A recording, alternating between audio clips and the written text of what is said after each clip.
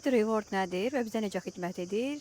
Gecikmiş mükafat deməkdir. Belə ki, beyin gecikən heç nəyi xoşlanmır və sevmir və bunu qeyri-müəyyənlik kimi qəbul edir.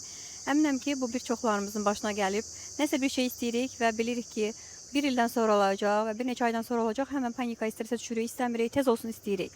Amma hal-hazırda mümkün deyil. Və bizim bu tez istəyirəm olsun düşüncəmiz prosesi daha da gecikdirir. Çünki burada bir dirənc enerjisi var.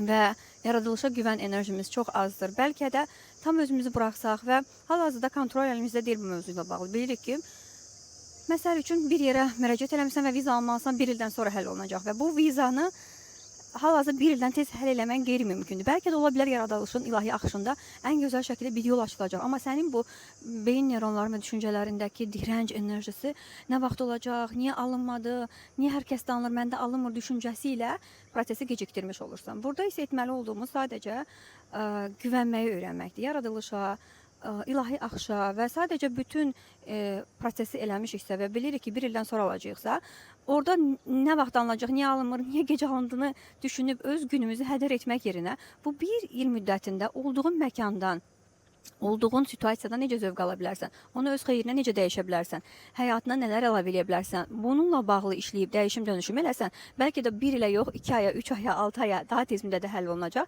Bəlkə elə bir qabağına insan çıxacaq ki, onu daha tez həll eləyəcək. Hardan bilirsən?